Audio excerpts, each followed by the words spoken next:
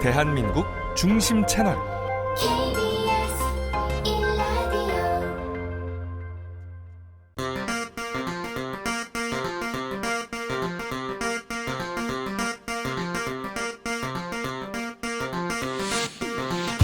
주진우 라이브 스페셜.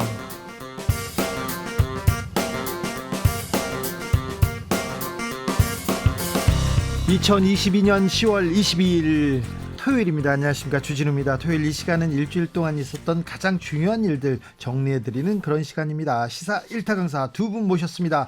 양지열 변호사, 박지원 변호사, 어서 오세요. 네, 안녕하세요. 지금 이 영상이죠. 이 방송 영상으로 만나보실 수 있습니다. 네, 그렇습니다. 지금 바로 유튜브에서 주진우 라이브 검색하시면 영상으로도 만나보실 수 있습니다. 선물도 준비되어 있습니다. 지금 어디서 누구와 함께 이 방송 듣고 계십니까? 카카오톡 플러스 친구에서 주진우 라이브 검색하시고 친구 추가한 다음에 메시지를 보내주시면 됩니다. 네. 세 분 추첨해서 선물을 드리겠습니다. 네. 이번 한 주도 뜨겁게 지났습니다. 아우, 뜨거웠는데요. 요즘 세상을 어떻게 살아요? 앞날이 안 보여요. 그래가지고 전보고 법사 찾아가는 사람들이 많아서, 그래서 이게 무슨 일이에요? 저희가 도올 김용옥 선생한테 지금 저희가 주역 얘기도 듣고요, 세상 돌아가는 얘기 듣고 있습니다. 지금 여러 얘기들, 뭐 핵무장, 뭐 무력, 이런 얘기도 해주시고요. 지금 정치권에 대한 얘기도 해주셨는데요. 유튜브에서 만나보실 수 있습니다. 매우 재밌고요. 이 시대를 대표하는 철학자가 이렇게 콕콕 집어줍니다. 도올 김용옥 선생님, 그 주진우 라이브 방영됐던 거, 이번에 특강 2회차였는데요. 네, 1회차, 2회차 너무 재밌습니다. 한번 보시면요, 피가 되고 살이 됩니다. 주진우 라이브 스페셜 본격적으로 시작해 보겠습니다. 정치권은요, 국민들이 어떻게 사는지, 민생은 어떻게 되는지 그런 거는 별로 생각이 없는 것 같아요. 국민의힘 전당대 분위기 달아오릅니다. 전당대 그냥 레이스 시작됐습니다. 그래서 황교안 전 총리 달려 나가고 있고요. 유력 후보인 나경원 전 의원은 자꾸 명패를 쌓아갑니다. 그 명함들이 늘어나는데 이건 어떤 영향이 있는지 만나봤습니다. 지금 이 시점에 왜 당대표 황교안이야 합니까? 지금 나라가 위기입니다. 네. 정권 교체는 이루어졌지만 네. 지금 민주당이 국회를 장악하고 있지 않습니까? 예. 법원을 장악하고 있지 않습니까? 법원을 장악했습니까? 지금 김명수 대법관은 네. 전에 이제 문재인 대법원장은 문재인 대통령이 임명한 사람이죠. 그렇죠. 그리고 그냥 문바 같았었어요. 바뀌지 않았습니다. 지금도 사법 정의가 제대로 세워 있지 않습니다. 그 대통령이 뭘 일하라고 그러면 법을 바꿔야 될 텐데, 국회가 저렇게 견고하게 지키고 있으니까 법을 바꿀 수가 없고, 네. 좋은 법 대신에 민주당이 원하는 법만 만드는 거예요. 지금도 그렇게 하고 있고, 처벌하려고 그러면 법원이 또 방해를 하고 있고, 지금 대통령이 굉장히 어려운 상황입니다. 네. 그래서 우리 우파들이 같이 모여서 네. 정말 이제 지난 정권 나라 망가뜨리는 바람에 교체되지 않았습니까? 네. 국민의 심판받지 않았습니까? 이제 제대로 된 심판이 될 수 있도록, 제대로 된 정권 교체가 될 수 있도록 네. 힘을 모아야 된다, 그런 뜻입니다. 법무부 장관을 지내셨는데 사법장악 얘기해가지고 제가 깜짝 놀랐습니다. 신중하신 분인데. 그런데요, 사실 여권 사정 그리 녹록지 않습니다. 정권 교체를 했는데 딱히 뭘 잘하는지를 모르겠어요. 능력을 숨기고 있고 계속 지지율도 지지부진하고. 왜 그렇습니까? 원인 어떻게 진단하시는지요? 지금 대통령이나 네. 새 정부가 네. 정치를 오래 한 사람들이 아니지 않습니까? 그런 측면에서 네. 시간이 좀 필요하다고 봅니다. 그렇습니까? 생각이 바른 분들이고 또 각 영역에서 역량이 있는 분들이 모였기 때문에 좀 시간이 지나면 정리가 되리라고 생각합니다. 시간을 얼마나 줘야 됩니까? 첫 도전에 네. 저도 실패했습니다. 예. 그런데 결과적으로 시간이 지나고 나면 이제 어느 정도 추스려지는 거죠. 그것 때문에 이제 어떻게 보면 대통령에게 유예기간도 주는 거고, 예. 제가 볼 때는 1년 반이면 이제 새 정부가 정상화된다, 이런 생각을 합니다. 1년 반이요.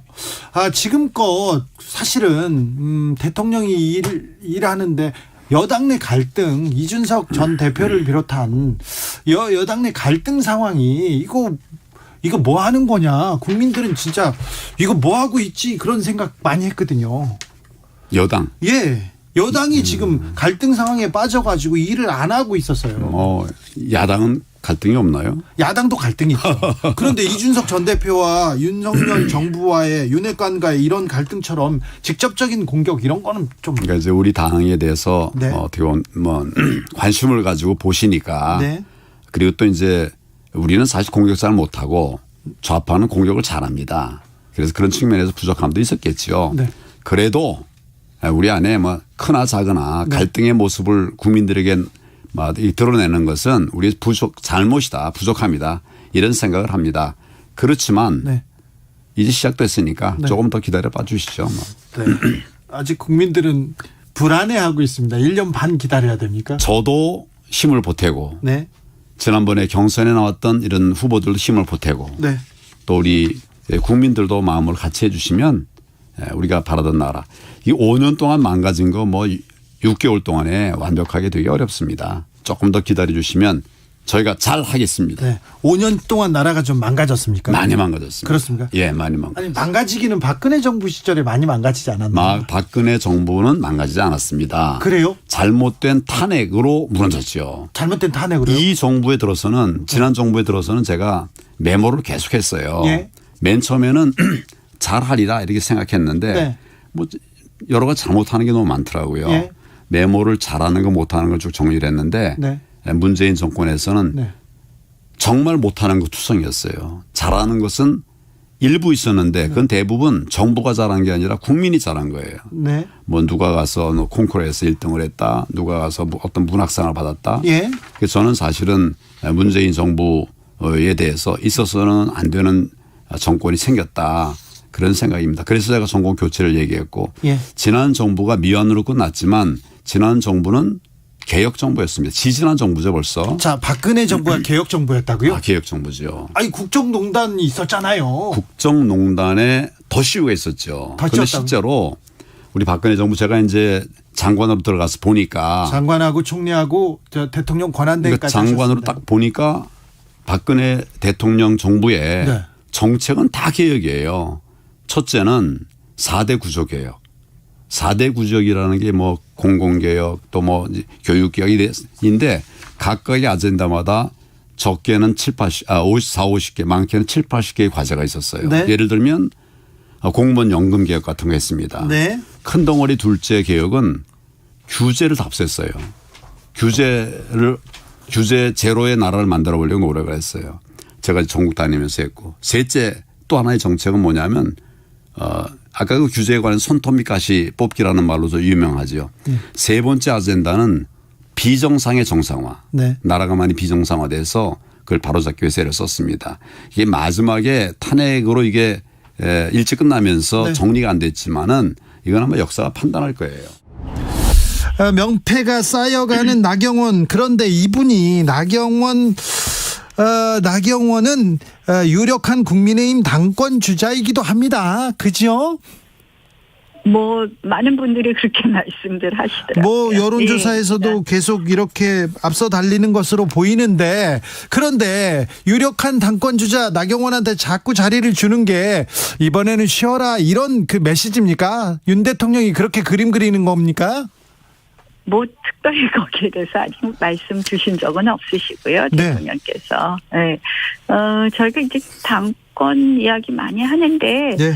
전당대회가 언제 할지는 잘 모르겠어요, 지금. 네. 그래서 비대위가 얼마나 갈지. 그래서 그런 거하고도 좀 뭐 다 관련이 있지 않을까 이렇게 봅니다. 그래서 일단 뭐 중요한 아젠다를 뭐 방향이라도 좀 챙기고 네. 할 일을 할 수 있는 한 일을 하는 게 맞지 않나 해서 일을 하기로 했습니다. 저 윤석열 대통령이 이렇게 만났을 때 당권 나오지 마세요 그런 얘기 안 했죠? 당연히 안 하시죠. 당권 얘기는 하나도 안 했습니까? 네, 이야기 안 했습니다. 지금 나경원 대사님 지금 고민하고 계시죠? 아직 저는 사실 그래요. 뭐 전당대회 시기가 결정 안 됐는데 네. 그 고민을 미리 당겨서 할 필요 있나 이런 생각이 듭니다. 시기가 정해지면 바로 그때 고민 시작합니까? 왜냐하면 우리가 전당대회 시기에 따라서 네. 그때 필요한 리더십이 또 다를 수 있거든요. 네. 그래서 네, 조금 더 지켜보고 있습니다. 조금 지켜볼까요? 네, 예. 아무튼 저출산 부위원장 그리고 환경대사, 기후환경대사하고 지금 당권에 도전하는 거하고는 전혀 관련이 없죠. 뭐 두 자리 다 굉장히 중요한 아젠다이고 저도 열심히 챙기겠지만 비상근이다. 그래서 좀 자유롭다 이런 말씀을 드립니다. 비상근이다, 자유롭다, 준비돼 있다 이렇게 저는 들립니다. 네. 자, 준비된 당권 주자 나경원 얘기를 근데요. 지금 당권에서 유승민 얘기가 계속 나옵니다. 유승민 얘기하는데 유승민 견제를 계속 하는데 그러다가 유승민 바람이 좀 커지는 것 같아요. 어떻게 보고 계십니까?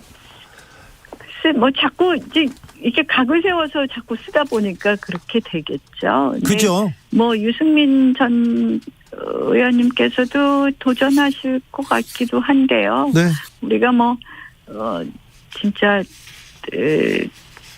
우리 총선이 승리해야지 정권 교체가 저는 완성된다고 보거든요. 네. 그래서 총선 승리에 어떤 당대표가 좋을 것이냐에 대해서는 많은 당원들과 또 저희 국민의힘을 지지하는 국민들께서 더 많은 고민들을 하시고 그 사이에 이렇게 어떤 당대표의 모습이 그려지지 않을까 이렇게 생각합니다. 전대 룰은 어떻게 해야 됩니까? 바꿔야 됩니까?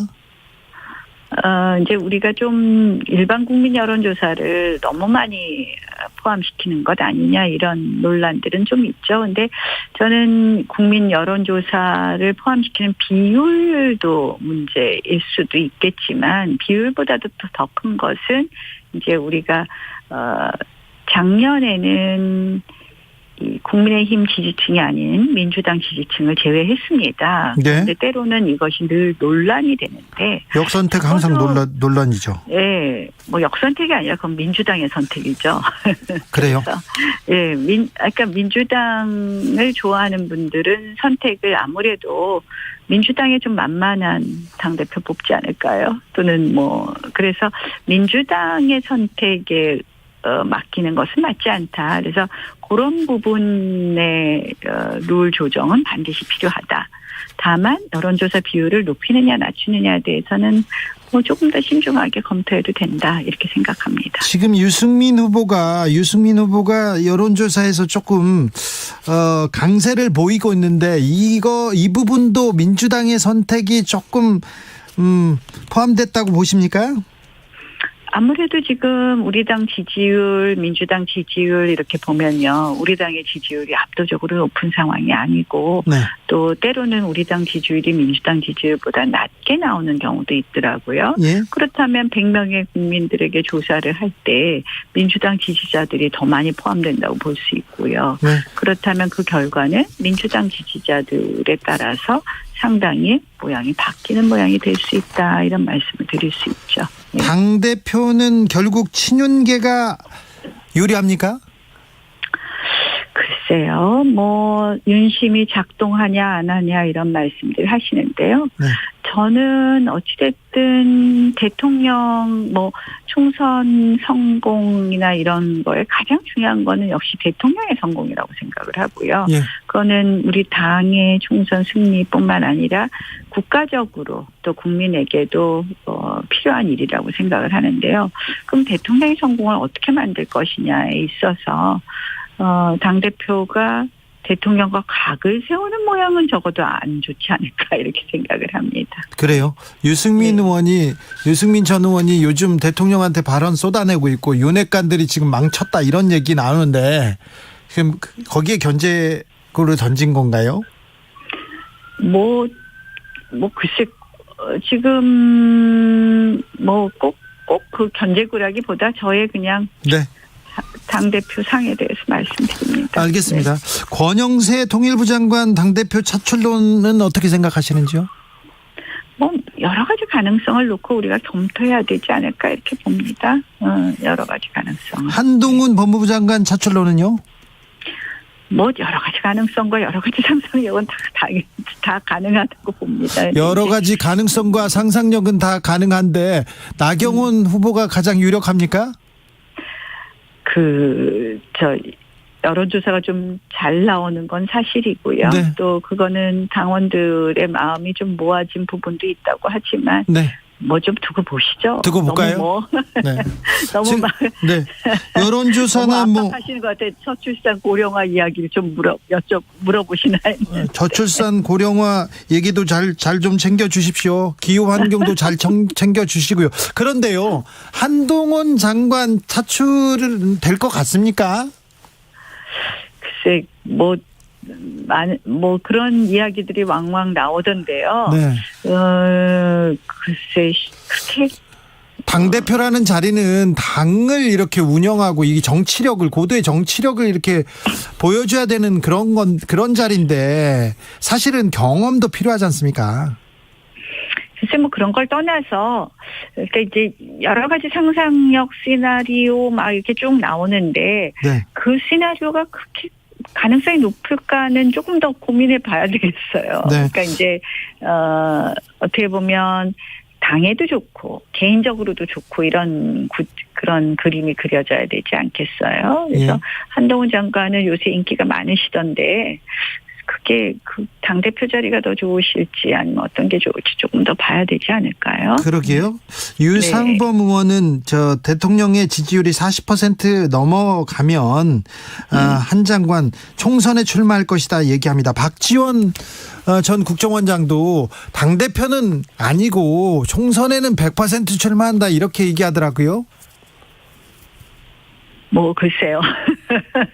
제가 한 장관 마음속에 안 들어가 봐서 모르겠네요. 네, 알겠습니다. 나경원 전 의원이 언급한 네. 여론조사 개요 제가 말씀드리겠습니다. 정당 지지율이 더불어민주당이 38%고 국민의힘은 32%. 지난 11일에서 13일 이렇게 조사. 그랬나요? 네. 네. 한국갤럽 조사입니다. 자세한 내용은 네. 중앙선거여론조사심의위원회 홈페이지를 참조하면 됩니다. 사실은 당대표라는 자리가 고도의 정치력이 필요한데 지금 정치권에 정치가 실종됐다, 정치력이 실종됐다 이런 얘기 많이 나옵니다. 그렇죠. 사실은 여야가 너무 극단적으로 갈등하고 분열하고 대립하고 또 우리 당도 당내에 여러 가지 갈등 분열이 네. 너무 많이 노정됐어요. 네. 사실 안타까운 상황이고요. 이재명 민주당 당대표가 되면서 이게 그렇게 될 수밖에 없었던 것 아닌가 하는 생각이 들어서 너무 안타깝습니다. 그래도 거대 야당과의 관계 이거 풀어야죠. 대화를 해야죠. 정치 복원해야 될 거 아닙니까? 당연히 복원해야 되죠. 근데 이제 이재명 당대표는 어찌됐든 현실적으로 수사하고 맞닥뜨려 버리니까 네. 사실 그 수사는 뭐 민주당 당내 경선부터 나온 이야기 때문에 뭐 검찰로서는 수사를 안 할 수가 없는 거고요. 그러다 보니까 이게 더 극단적으로 갈등하고 대립하게 생겨서 참 안타깝습니다. 그렇다고 수사를 그냥 덮을 수만은 또 없잖아요. 네. 그래서 참 그런 점이 이재명 당대표가 되면서 어떻게 보면 예견됐던 것 아닌가. 그래서 안타깝게 생각하고 이런 부분이 좀 정리가 돼야지 여야 좀 더 논의가 또는 대화가 좀 더 가능하지 않을까 이런 생각도 해봅니다. 국민의힘 당권 레이스 본격적으로 시작됐습니다. 황교안 전 국무총리 그리고 나경원 전 의원 지금 좀 들썩거립니다. 달려나가기 시작하는데요. 황교안 전 총리는 아직도 부정선거 얘기를 하시더라고요. 저 아직 좀 오래된 2020년도 4월에 있었던 선거인데요. 그 선거를 지금 아직 부정선거가 있다. 실제로 많은 증거들을 갖고 있다. 네, 계속 주장해요. 보여줄 수 있다라고 얘기를 하긴 그럼 합니다. 지난 대선도 부정선거였습니까? 그랬던데 뭐 말을꼬리를 또 네. 흐리더라고요. 아니 황교안 전 총리 이 총리 이전에 사실 거슬러 가면 법무부 법무사. 장관이었고요. 검사요. 공안 검사였습니다. 공안 전문가를 자처했던 분인데 그런 분의 입에서 계속해서 이런 얘기가 나오니까 들으면서도 이게 정치적으로 바뀌어서 저런 식의 수사를 일부러 하시는 건지 아니면 진짜 그분이 생각하시기에는 뭔가 어떤 증거가 있다고 주장을 하시는 건지 참 곤혹스러워요. 예. 사실 저는. 확신을 갖고 있는 것 같고요. 근데 이제 공감되거든요. 아마 본인도 뭐 얘기하지만 뭐 민경호 의원 정도 네. 공감을 하고 있는 게 아닌가. 글쎄요, 뭐 거의 없다고 봐야 될 것 같아요. 신념인 것 같아요. 예, 거기에 그래서 빠져있더라고요. 앞으로 이제 전당대회를 하게 되면 좀 출마 선언을 했기 때문에 뭐 나오겠죠. 나오지만 저는 오히려 부정선거나 이런 부분들이 나중에 좀 걸림돌이 되지 않을까 생각이 듭니다. 근데 황교안 전 총리 사실은 보수의 적통을 가지고 있다 이렇게 생각하는 사람들 많고요. 특별히 아스팔트 우파한테는 굉장한 지지를 받고 있어요. 뭐 아스팔트 우파라는 표현을 아니 쓰는군요. 요즘은요. 예. 요즘은 태극기 세력 예. 그 좀 약간 급진 우파는 아니죠. 강한 목소리를 내는 네. 분들 뭐 이런 식으로 그런 생각을 분들이 하죠. 다시 지금 그러니까 다시 괜찮은 시대가 온 것 같아요. 그러니까 윤석열 대통령에게서 그 원인은 찾아야겠죠. 사실은 최근에 이제 좀 강경한 말씀들을 내뱉고 또 뭐 김문수 새롭게 이제 이은재 이런 분들이 등용이 되면서 그렇다라고 한다라면 대통령이 바라보고 있는 시대관 내지는 정치 상황에 대해서 어디에 무게가 있는가라고 생각들 하실 수 있잖아요. 네. 그러면 그분들 입장에서는 그러면 윤석열 대통령 다음은 누굴까라고 하면 황교안이 글쎄요. 총리가 저는 총리도 좀 했고 검찰도 윤석열 했고 정부를 지키겠다. 아니 황교안 전 총리도 했고 법무부 장관도 했고 대통령 직무대행도 하신 또 분이 뭐 있어요. 검사 출신이기도 하니까 네. 뭔가 연결성이 있을 네. 거라고 이제 오인을 할 수는 있는데 그 검사도 완전 다릅니다. 특수통화, 공안통화 다르기도 하고. 그 연결성 있지 않나요? 검사라는 연결성은 있지만 사실은 어쩌면 정치 선배이기도 하고 오히려 그 전에 총리까지 했기 때문에 저는 사실은 이번에 전당대회도 뭐 좀 전에 좀 얘기를 더 해야 되겠지만 윤석열 대통령의 어떤 선택이 가장 중요하다고 윤심이 보거든요. 중요하죠. 윤심이 어떻게 되냐에 따라서 달라질 것 같고요. 거의 이제 상수 중에 하나가 유승민 대 윤심 싸움 아닌가 이런 생각이 들거든요. 지금 유승민 전 의원, 유승민 후보를 모든 후보가 때리면서 유승민이 커지고 있어요. 그렇죠. 오히려 더 커지고 있고 TK에서 많이 받지 못했던 그 지지율이 지금 상당히 많이 받는 모양새입니다. 여론조사 결과를 보면 그런 거 봤을 때는 결국 이번 전당대회는 결국은 유승민 대 누가 윤심을 얻고 이제 나오느냐. 그래서 오늘 지금 나경원 지금 부위원장도 그렇고 한교안 전 총리도 그렇고 말은 안 하지만 계속 이제 대통령 얘기를 윤심 하는 것 얘기하죠. 같습니다. 윤심을 받아야 가능하다. 근데 황교안 전 총리 같은 경우에는 극복해야 될 분이 박근혜 정권에 대해서 여전히 뭐 아까 개혁 정부란 말씀도 하셨고 그 부분에 문제가 없었다라는 주장을 하시는데 지금 박근혜 정부의 결정적으로 수사를 담당해서 박근혜 전 대통령 윤석열 대통령이잖아요. 그렇게 놓고 본다라면 사실 황교안 전 총리의 선택지가 참 묘해지는 거예요. 그러니까 유승민 전 의원에 대해서만큼은 윤석열 대통령이 뭐 이렇게 좋지 않게 보고 있다라는 건 거의 명백하지 않습니까? 지난 경기지사 때도 굳이 사실은 이제 김은혜 현재 홍보수석을 거기에 공천한 것도 윤심이 작용한 게 아니냐라는 얘기가 있을 만큼 작용했죠. 뭐 그렇게 봐야겠죠. 사실 네. 다들 그렇게 보고 있으니까. 그럼 황교안 전 총리가 선택지를 확실하게 잡아야 되는데 지금 선택지가 이상한 거예요. 이게 유승민 의원에 대해서 반대를 하지만 그렇다고 윤석열 대통령 쪽으로 확실하게 가기도 어렵고 그래서 다시 박근혜 전 대통령을 끄집어내는 게 아닌가. 그러다 보니까 부정선거도 계속 얘기를 하고 있는 거고 그때가 성공한 정부였다. 왜? 그때 본인이 총리 맡았을까. 근데 그렇게 해서 현재 국민의힘 지지하는 보수적인 분들을 많이 끌어모을 수 있을까? 저도 그렇게는 나경원 부위원장도 마찬가지 본인은 이제 비상근이고 하니까 자유롭다고 얘기해요. 자유롭을까요? 지금은 몰라도 어느 순간에 이제 전당대 레이스가 이제 본격화된다면 이 자리 부총리급이에요. 예. 이 자리에 있는 사람이 나온다는 게 맞냐라는 얘기가 분명히 나올 거고요.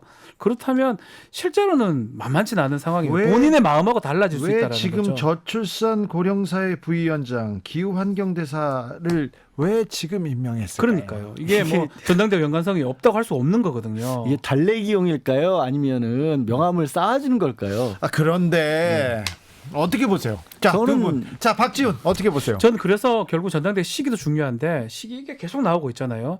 뭐 3, 4월, 최근에는 6월까지도 늦춰질 수 있다 얘기가 나오는데 그러면 네. 6월까지 늦춰지면 국민의힘에서 계속 이거 당권 주자들 이 레이스 서로 간에 좀 총성 없는 그 발언 싸움 네. 이걸 그때까지 봐야 되니까. 만약에 미뤄지면 결국은 이제 내각에 있는 권영세 장관이라든지 한동훈 뭐 장관이라든지 그런 분들이 거론될 수가 있고요. 좀 빠르면 빠를수록 결국은 윤심 대 유승민으로 좁혀질 것 같습니다. 그래서 박지훈 변호사, 네. 자, 왜 말꼬리를 돌리지 말고, 자, 나경원 전 의원은 자 당권에 출마할까요? 쉽지 않을 것 같습니다. 쉽지 않다. 네. 양지열 뭐 변호사. 자의반 타의반으로 하기 어려워요. 본인이 원한다가 되는 것도 아니고요. 저는 아까 말씀드린 표현을 쓰자면 달래기용이라고 봅니다. 그러니까 이런 정도의 자리를 맡겨서 더 이상 움직이지 마라라는 아유 뜻으로 나오지 마. 옆에 지는 있어 것 이렇게 같고, 쉬어 그렇게 이겨군요. 그러고요. 뭐 윤석열 대통령 기존에 뭐 민주당과 뭐 협치도 뭐 안 되고 있고 불신하고 있는 부분이 상당히 많이 보이는데 국민의힘의 그 여의도 정치권하고도 거리가 많이 있잖아요. 네. 그러니까 기성 정치권 전체와 어찌 보면 거리를 두고 있다라고 볼 수 있기 때문에 한편으로서도 박지원 변호사가 이게 공감을 하는 게 다른 것보다 전당대회를 빨리 서두르진 않을 것 같아요. 오히려 본인의 마음에 두고 있는 누군가 어떤 사람들이 좀 판을 바꿀 수 있게 성장할 시간을 좀 주지 않을까 싶어요. 그럼 시간을 주면 사실 민생 챙겨야 되는데 그렇죠. 왜 민생 하기 오는데 민생 어디서 나온 지 민생은 오래됐잖아요, 안 되고 어차피. 있죠. 결국 비대위로 몇 달을 가야 한다는 모습이 이제 그려질 것 같고요. 지금 그러면 윤석열 정부 그리고 저 국민의힘에서는 지금 비대위 좀 잘 가고 있다. 이대로 그냥 가면 좀 된다. 가고 있다기보다는 이 2달, 3달 전까지 너무 힘들었잖아요. 비대위가 가처분에 휘말리면서 없어지기도 하고 막 그런 어떤 위기 상황이었기 때문에 아마 비대위로 오랫동안 좀 유지하지 않을까. 또 그 전에 뭐 권성동 대표라든지 좀 구설수도 좀 있었고요. 예. 정진석 비대위원장은 뭐 나름 구설수가 뭐 있긴 있지만. 구설수가 이유가 네, 없어요. 아니, 근데 어쨌든 간에 아니 뭐 이 핵 그 이전 거에 비하면 아무것도 아니니까요. 아니요 핵의 논쟁을 지금 시작한 핵장난을 시작한 분이 그래서 누굽니까? 저는 좀 오래 갈 것 같아요. 오래 그러니까 가고 당협 뭐 정비도 한다고 하니까 비대위가 역할을 좀 할 것 같습니다. 이게 뭐 여당의 입장, 야당의 입장을 다 따져봐야 하는데 일단 여소야대 국면이고 이 상황에서는 어차피 윤석열 대통령이라든가 집권 여당에서 바라는 방향의 어떤 방향, 정책 이런 거 추진 못합니다. 네. 그러면 할 수 있는 방향은 협치를 한다는 얘기인데 협치하자는 얘기 언제부터 나왔어요? 안 나왔잖아요. 전혀 안 먹히고 있잖아요. 안 해요. 게다가 통합 안 해요. 예, 이재명 지금 대표에 대해서는 아예 본격적으로 지금 대선 자금 수사를 시작해버린 상황이니까 그렇죠. 판도라의 상자라고도 네. 얘기할 수도 있고 이거는 뭐 이제는 한번 해보자. 이건 이런. 몇 달 동안 솔직히 여의도에서 정치권에 살 수 있는 일은 없어졌다고 저는 보거든요. 그래요. 그럼 정치가 실종된 거죠. 없어요. 네. 어떻게 뭘 하겠어요. 그렇기 때문에 비대위가 그렇게 더 필요도 없는 거예요. 비대위에서 전당대회를 빨리 할 이유도 사실 없는 그냥 거예요. 가는 거예요. 그냥 멈춰선 채로. 자, 정치는 그러면 어디로 흘러가는 건가요? 이 실종됐어요. 정치가 실종된 시대. 우리는 계속 이 정치권을 이렇게 바라봐야 하는지 여러분께서는 지금 주진우 라이브 스페셜을 듣고 계십니다. 주진우 라이브 스페셜. 윤석열 대통령 국민의힘 원외 당협위원장들과 밥을 먹었습니다. 이 자리에서 윤석열 만세 삼창도 이렇게 나왔다고 하는데 나경원 전 의원이 이렇게 주도했다고 합니다. 그런데 여기에서 종북 주사파 얘기가 나옵니다. 요즘 심심치 않게 김일성주의자, 종북, 뭐 빨갱이 막 이런 얘기가 나오고 있는데 이건 뭘 의미할까요? 김병민, 최진봉 두 분과 함께 이야기 나눠봤습니다. 네, 김병민 오늘 중식 먹었다면서요? 짜장면 먹었어요? 아니요. 뭐 줬어요? 짜장면은 아니었고. 중식 네네. 코스 요리로. 코스 요리로 아, 맛있게 코스 먹고 요리가 왔습니다. 나왔어요? 네, 잘 맛있게 은갈치 먹었어요. 조림 정도가 나올 줄 알았는데 그건 따로 나오진 않았더라고요. 그리고 밥을 먹고요. 그리고 네. 사진 찍고 사진 찍고 시계 받고. 시계 받고 그런 시계 거죠. 몇 개 받았어요? 윤석열 3번 외치고 다 같이 함께. 외쳤어요. 만세. 이게 뭐예요? 만세 삼창이 뭐예요? 아니 나경원 좀 전에 인터뷰했잖아요. 예, 나경원 전 원내대표가 그 발언을 하는데 우리 다 같이 한번 연호 좀 해보자 하니까 뭐 다 기분 좋게 연호도 하고. 오늘 그러면 나경원 전 의원이 연호를 한 거예요? 그렇죠. 네. 분위기를 딱 이끌어내고. 거기도 원외위원장으로 오신 거예요? 원외위원장이죠. 서울에. 그렇구나. 그러니까 헤드 테이블이라고 하는 곳이 있는데 네. 여기 이제 각 그 서울, 경기 뭐 지역별로 대표로 한 명씩 앉았는데 거기 나경원 전 원내대표가 앉았고. 나경원 전 의원이 좀 중간에 있는 것처럼 이렇게 보이던데 또 그 앞에서 가서 만세 삼창합시다 이렇게 했군요. 만세삼창이 아니고요. 그 자리는 오늘 천하람 변호사, 네, 김재섭 뭐 비대위원 전 위원 다 이렇게 나와서 다 윤석열 대통령과 함께 아주 화기애애하게 사진도 찍고 즐거웠습니다. 화기애애하게 찍었는데 나중에 네. 종북 주사파 얘기만 남았어요. 아이고, 그런 건 아니고요. 그런 기사 데서 못 보셨죠? 안 봤어요. 보기도 싫어요. 아니, 종북 주사파 얘기를 왜 합니까 거기서? 아니, 진짜 그러게요. 심해요 진짜. 그 기사 제목만 보시면 그렇게 볼 수 있는데 당협위원장 중에 돌아가면서 여러 얘기를 한 분 중에 하나가 이제 종북 주사파 뭐 이렇게 좀 얘기를 하니까 대한민국 자유민주주의 체제에서 함께하는 진보, 보수, 우파, 좌파 다 함께 할 수 있지만 대한민국의 근간을 흔드는 분들에 대해서는 여긴 단호한 내용들이 필요하다. 헌법 정신을 강조한 거라 그 지금 종북 주사파가 핵심이 아니었습니다. 종북 주사파 아는 사람 누구 있어요? 종북 주사파요? 예. 글쎄요. 저는 잘 모르겠는데. 모르겠죠.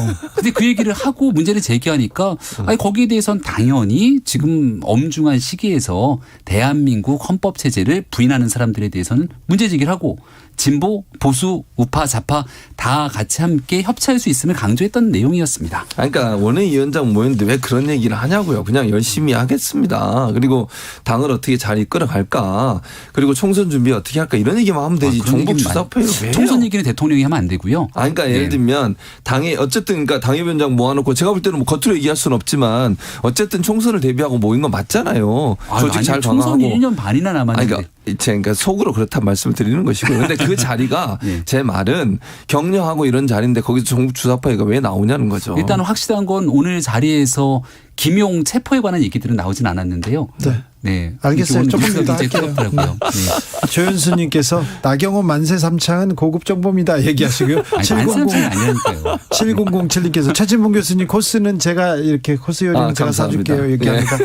김병민 비대위원 하나 네. 물어볼게요. 저 후보 시절에 윤석열 후보 시절에 대선을 같이 치르고 가장 가까운 자리에서 치렀기 때문에 좀 후보 시절에 그러니까 선거 치를 때도 종북 주사파 얘기를 종종 했잖아요. 글쎄 저 기억에는 그렇게 많이 나진 않습니다만. 그래서 공정, 정의, 그런 얘기만 많이 했어요. 함께하는. 근데 왜 요즘 종북 주사파 얘기 많이 할까요? 대통령의 언급에서 그런 내용이 많이 나왔나요? 아니 좀 기억나진 않는데. 자 여권에서 나오잖아요. 아니, 여권 얘기에 몇몇 사람들이 얘기인 건데 북한 얘기가 최근에 나올 수밖에 없었던 이유 중에 하나는 워낙이나 이 대북 제재를 위반하고 있는 각종 도발들이 심화되고 있기 때문에 이 북한 문제에 관한 국민들의 걱정에 관련된 얘기에서 파생돼서 나왔던 일부의 얘기지 그 얘기가 주보다는 오히려 최근 들어서 이재명 대표를 관련된 수사에 대한 내용들 그 이게 더 얘기 조금 국민적 이따가 관심사여서 한다니까요. 계속 드리블을 예, 많이 업사이드예요, 업사이드.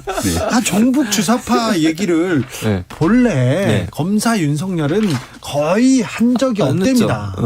근데 아니 제가 볼 때는 사실은 이제 그 종북 주사파 문제 관련해서는 그 뭐 586 세대라든지 이런 분들에 대해서 그렇게 이제 이미지화 하는 부분들이 있었어요. 그리고 최근에 들어서는 더더욱 김문수 지금 위원장을 포함해서 몇 분들이 또 심지어는 비대위원장도 거기에 또 숟가락 얹으셔가지고 같이 또 얘기를 하시잖아요. 그렇죠. 그건 정말 부적절하다고 생각해요. 그게 그런 이미지나 그런 프레임 가지고 현재 이런 그 국민의힘이나 아니면 대통령실의 어떤 지지율 낮은 걸 타개하겠다고 생각하는 건 정말 순진한 생각이 들고요. 정책적 부분에 얘기를 해야지 종북 주사파가 어디 있습니까? 저는 물론 예전에 뭐 주사파를 추종했던 분이 있을 수 있다고 봐요. 근데 그럼 지금 현재 뭐 국회의원이 좀 우리 민주당 국회의원 중에 누가 종북이 어디가 있습니까? 북한에서 비판의 입장을 갖고 있지. 저도 마찬가지고. 근데 자꾸 이런 프레임 가지고 예전에 그 색깔론이라고 하는 것을 다시 부활시키려고 하는 것은 우리의 정치를 또 후퇴시키는 방법이라고 전적으로 생각합니다. 공감하고요. 네. 그래서 되도 않는 갑자기 뭐 친일 얘기를 꺼내면서 극단적 친일이니 이런 얘기 좀 제발 그만했으면 좋겠고 관련된 내용들을 얼마든지 생산적인 국정감사장을 끌고 가야 되는데 네. 김문수 위원장 앉혀놓고 사실 제일 먼저 그 문제를 꺼냈던 게 민주당의 의원 아닙니까? 그 시간에 80년대 노동운동에 대한 상황, 현재의 시각 이런 노동 문제에 대한 언급을 하고 거기에 대한 검증들을 했으면 훨씬 좋았겠다 생각하죠. 알겠어요. 네. 넘어갈까요? 종북 얘기는 이제 그만했으면 좋겠죠. 그죠?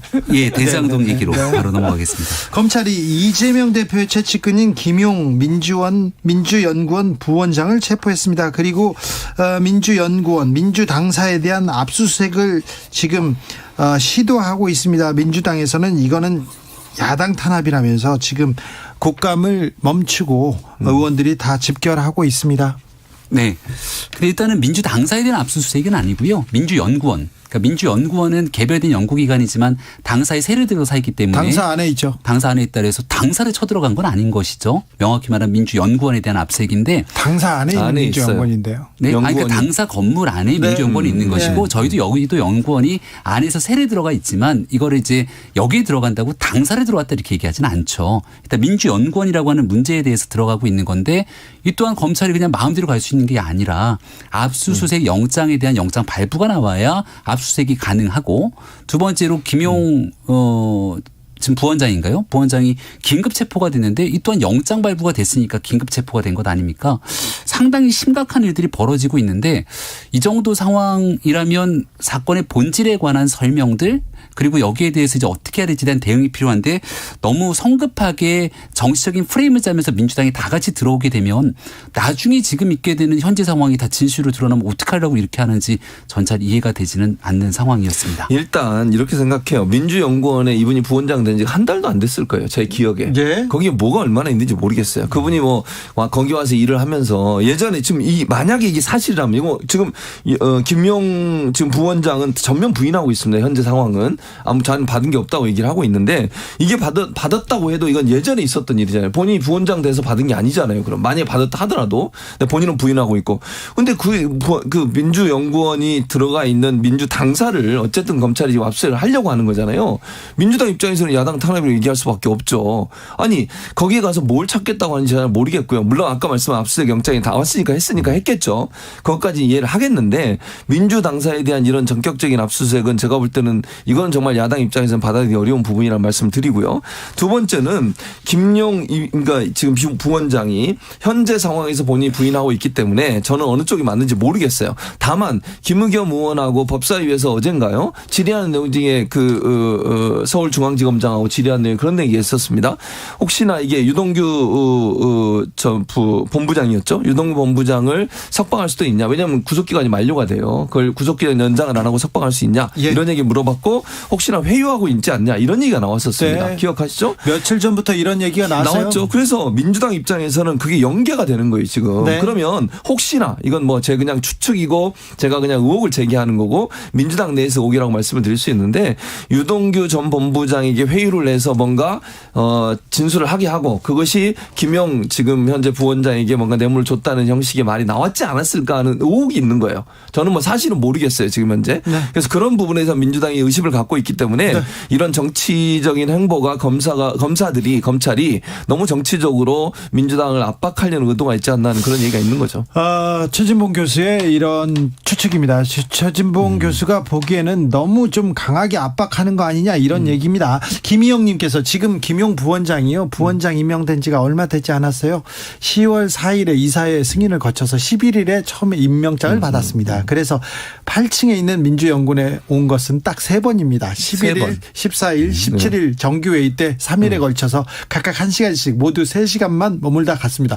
이분 최진봉 교수님 제자 아니 저보다 더 자세히 알고 있네요. 이분 여기 뭐 이게 지금 민주당이 하고 있는 주장이죠. 네. 오늘 압수수색에 대해서 반대하면서 하고 있는 주장인데 일단은 영장이 나왔기 때문에 문제가 있기 때문에 뭘 보이려고 하는 것 같은데요.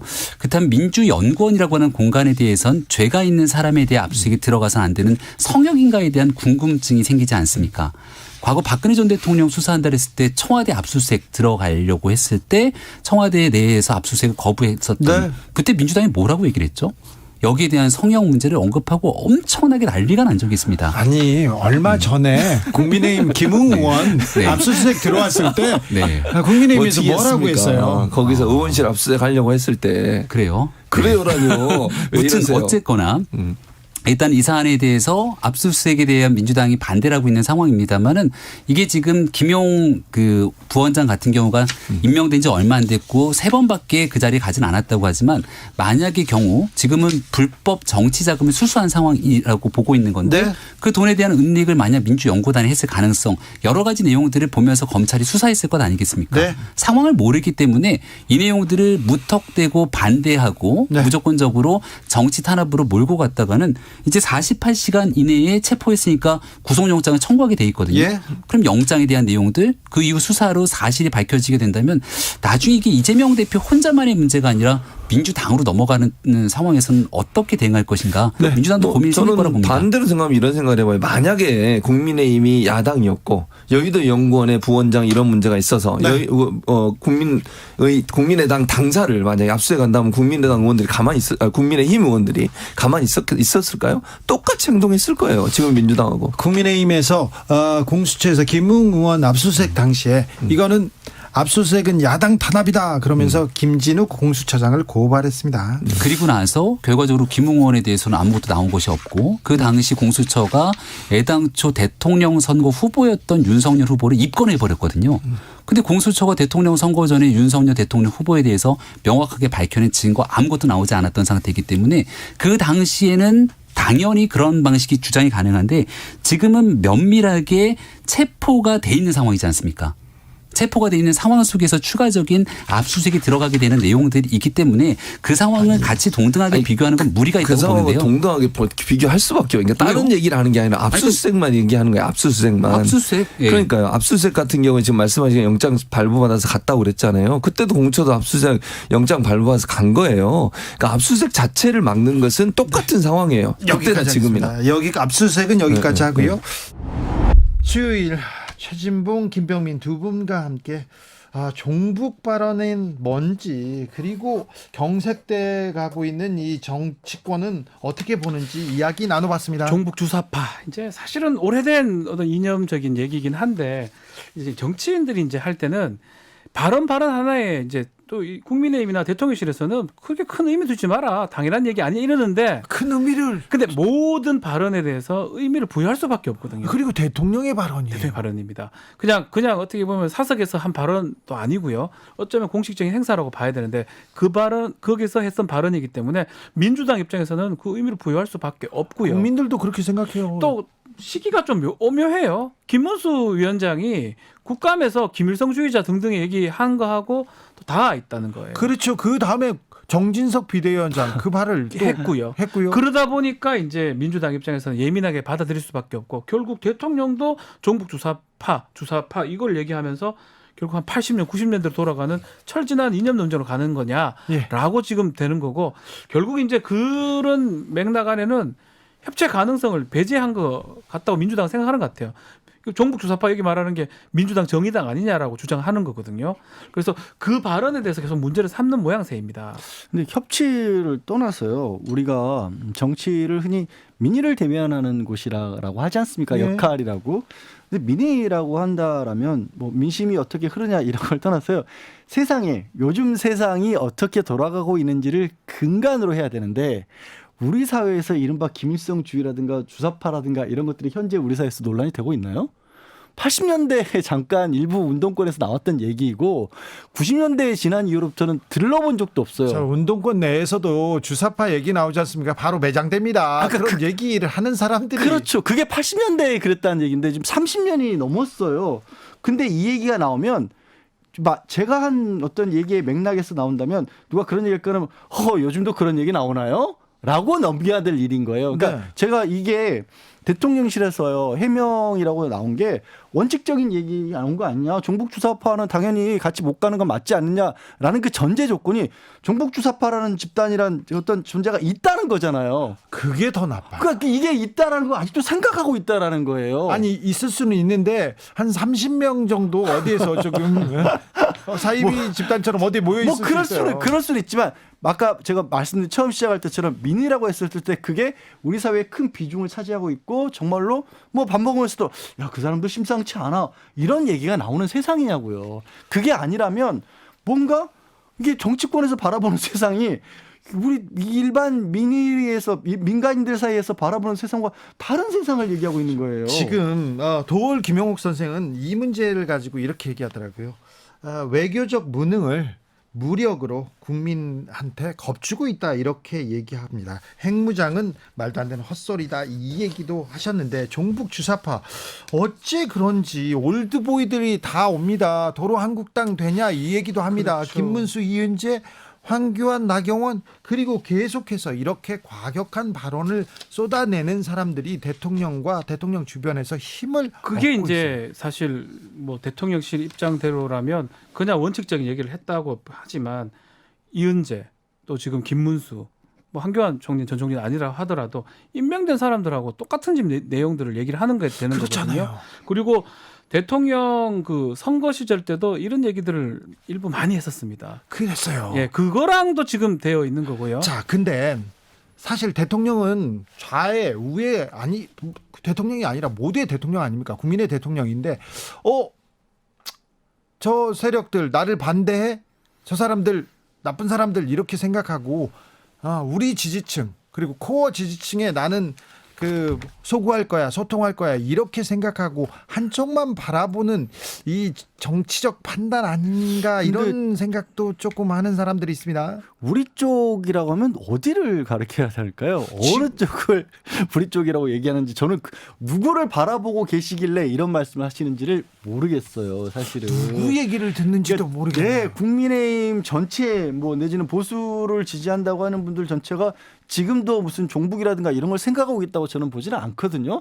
그 속에도 물론 있을 수 있는데 예를 들어서 김문수 지금 위원장 같은 경우에는 아직도 그 생각 하시는 것 같아요. 아유, 확신. 국회에서까지도 그런 얘기를 했고 방송에 나왔어도 대통령에 대해서 그렇게 신념이래다잖아요. 네, 신념. 그렇게 얘기를 몰라요. 그러니까 그분은 아직까지도 이 뭐 어떤 세상을 바라보는 눈이 그냥 80년대에 멈춰 계신 것 같은데 문제는 그런 분들이 혹시 그런 사람 우리 그러잖아요. 누구나 좀 뭐 저나 그러고 다른 사람들 다 주변에 어울리는 사람들의 얘기를 주로 들으면 그게 민심이라고 생각할 수 있잖아요.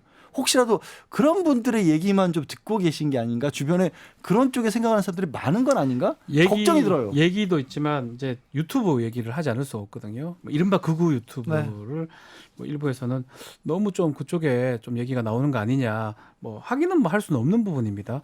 그렇지만 계속 그 맥락으로 지금 가고 있는 상황이고 특히 지금 이제 당사 압수수색을 했습니다. 그렇죠. 이 점 짚고 넘어가야 됩니다. 민주당 당사 압수수색을 했는데 민주당 야당에 대한 압수수색 그리고 국정감사 기간이었는데 이거는 전에 없던 일이거든요. 일단은 뭐 그 범죄 자체가 아주 정말 중요한 예를 들어서 뭐 국가 보안 뭐 내란죄라든지 반란죄라든지 뭐 그런 거라면 뭐 당사 압수수색도 가능할 수도 있겠죠. 중앙 당사 압수수색. 네. 근데 보면 개인의 어떤 범죄예요. 그리고 그 개인이라는 사람 자체가 뭐 한 비상근으로 잠시 있었다고 컴퓨터를 킨지 안 킨지 알 수 없는데 그 컴퓨터를 이 압수영장을 갖고 갔다. 그 부분은 결국 보면 어떤 법 집행의 측면도 있지만 정치적 모습이 좀 있다고 봅니다.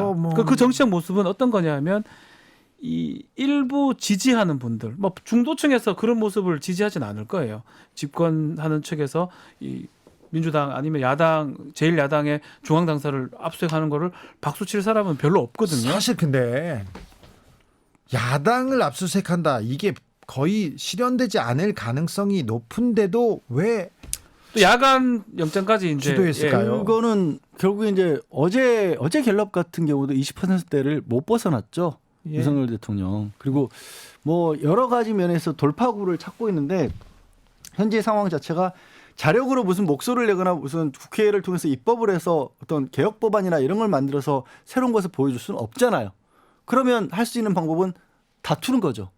다툰다라는 건 야당 근데 지지율자들과 다투게 되면 반대쪽에서 결집할 수 있다는 생각을 할 수 있죠. 근데 그 판단이 아닌 한 저는 설명이 안 그러니까 되는 지금 거예요. 제가 그 말씀드리고 싶은 게 결국은 국민들을 대통령이라면 국민들을 이제 같이 보고 가는데 지금 일부가 아마 야당 당사라도 잘못되면 들어가야 된다라고 생각하시는 분들이 있을 겁니다. 마찬가지로 아주 좀 보수적인 그럴 수 있어요. 그럴 수 있어요. 대통령 주변에 검사들이 많기 때문에 종북이라고 아직까지 그게 문제가 된다. 그렇다면 결국은 뭐 퍼센트 얘기가 좀 그렇지만 20-30% 지지하는 그분들을 보고 지금 계속적으로 하고 있는 모습으로 중도층 입장에서는 더 중요한 건 이게 아니거든요. 그렇죠. 민생이나 예를 들어서 뭐 환율, 물가, 집값 뭐 이런 게 지금 더 중요한데 누구나 그렇게 생각합니다. 국민들은. 그래서 그쪽을 보기보다는 제가 말한 거는 뭐 유튜버라든지 그걸 보고 저분들 위주로 지금 조금 하는 게 아닌가 이런 좀 논란이 되고 있는 잠깐만요. 상황입니다. 두 분께서 여론 민심 얘기하면서 수치를 얘기해가지고 네. 한국갤럽이 18일에서 20일까지 전국 만 18세 이상 1000명을 대상으로 조사했습니다. 윤 대통령 잘하고 있다 27%, 잘 못하고 있다 65%. 이게 부정이 긍정보다 절반이 안 돼요. 계속해서 이렇게 절반이 안 되는 상황 진행. 65%에서 저게 떨어지지가 않습니다. 네, 잘 못하고 1, 2% 있다는. 떨어지고 있는데 거기다가 이제 세부 내용도 보면 좀 안 좋아요. 네. 아주 잘못하고 본다는 사람들이 꽤 많거든요. 그 내용을 좀 유념해야 될 텐데 자세한 내용 중앙선거 여론조사 심의위원회 홈페이지 참조하시면 됩니다. 자, 저 수치를 보더라도 국민 대다수가 잘못하고 있다. 대통령 잘못 가고 있어요. 이 얘기를 하는데 더 조금 좁은 길로. 더 반대의 길로 간다는 느낌. 근데 이제 그게 결국에는 아까 이제 아스팔트 지지층으로 네. 했던 그만큼이나 강한 쪽에 더 호소를 하고 반발을 불러오면 조금 더 그 반발을 통해서 가운데 부분을 끌어올 수 있지 않을까라는 기대를 하는 것 같은데 잘못됐다라는 게 아예 뉴스에 등을 돌리기 시작했습니다. 제가 느끼는 바로는요. 안 봐요 아예. 국민들이 정치권에서 나온 뉴스 봐야 뭐 속 터지는데 누구를 지지하건 간에 뭐 지금 당장 차가운 겨울 다가오고 있고 겨울 되면요 해가 바뀌면 가장 걱정되는 부분이 지금까지가 돌아가고 있는 건 이미 지난해에 편성된 예산과 계획에 의해서 움직이고 있는 겁니다. 근데 경제 위기 닥쳐오는데 새로운 예산, 새로운 계획이 안 만들어지고 있는 거예요. 당장 추운 겨울 1월부터 무슨 일 벌어질지 몰라요. 그리고 검사들도 이 윤 대통령을 존경하고 지지하고 아낀다면 이렇게 정치권 안으로 그냥 치고 들어가는 거 이게 그렇죠. 도움이 안 이게 되는데. 법률 집행하는 게 있지만 뭐 정무감각이라고 표현할까요? 해야 될 시점이 있고 안 해야 될 시점이 있는데 사실은 오해를 살 여지가 있는 거예요. 저는 뭐 법 집행을 할 수는 있다고 봅니다. 예? 다만 서울중앙지검 국감 그 직후에 대검 국감이 있는 그런 상황에서 보여주기식의 느낌이 들 수밖에 없고 야당 입장에서는 국감하니까 우리를 압수해가는구나라고 보여줄 수밖에 없고 정말 문제가 된다면 그 이후에 해도 사실 상관이 없습니다. 아니 그렇죠. 공정이 중요하다고 말씀을 하시는데 절차적 공정성, 공정하게 보이는 그것도 굉장히 중요하거든요. 과거에는 이제 이 검찰에 계신 분들이 이 생각을 좀 해봐 주셨으면 좋겠어요. 그냥 어떤 식으로든지 법 집행을 하는 곳이다. 엄중하게 좌우면하지 않는다라는 얘기를 할 때 그 말이 그래도 호소력을 가졌을 때는 검찰 자체가 독립된 기관이었을 때예요. 근데 지금도 물론 기관은 독립되는데 문제는 국민들이 보기에 대통령이 직전 검찰총장이었고 검사가 지금 정치권을 바로 법무부 뛰어들었잖아요. 장관이 지금 한동안 최측근이었고 그때 당시에 계속해서 이른바 윤석열 라인이라고 꼽혔던 분들이 검찰 내에 있는데 이 상황은 검찰이 우리는 정권하고 상관없는 기관이라는 말을 못 꺼내는 거예요. 더군다나 사건이 이제 예컨대 김건희 여사 사건 좀 조차 자체가 안 되고 있어요. 네. 엉뚱한 사람을 참고로 불러가지고 하질 않나.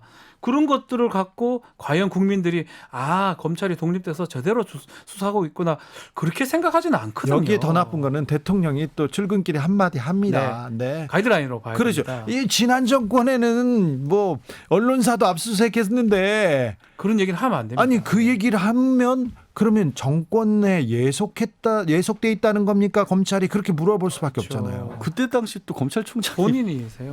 당사자셨는데 왜 이렇게 정치가 실종되고 있는지, 왜 정치하는 모습을 안 보여주는 건지, 민생은 왜 안 챙기는 것처럼 보이는지 참 답답합니다. 이럴 때일수록 좀 국민한테 다가가고 민생 챙기는 모습을 보여줘야 되는데 국민의힘 당권 주자들, 민주당도 보이지 않고요. 뭐 이게 뭔가요? 이렇게 계속 묻습니다. 국민들은 정말 신음소리가 보이거든요. 들리거든요. 그런데 왜 정치권은 이렇게 어루만져 주려고 노력도 안 하는 건지 참 안타까운 현실입니다.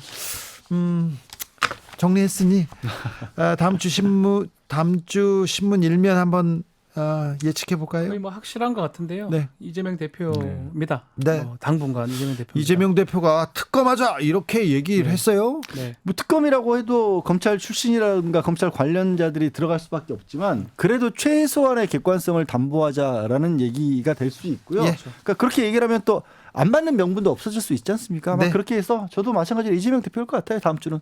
그래요? 대표에게 계속 나올 겁니다. 그렇겠죠. 네. 이재명 대표에게 마이크와 스포트라이트가 집중되도록 만들어졌어요. 지금 정치적 상황이. 자, 지켜보겠습니다. 자, 한 주 고생 많으셨습니다. 양지열, 박지훈 변호사 감사합니다. 네, 고맙습니다. 네, 고맙습니다. 주진우 라이브 스페셜 여기서 인사드리겠습니다. 저는 다음 주 월요일 오후 5시 5분에 돌아옵니다. 지금까지 주진우였습니다.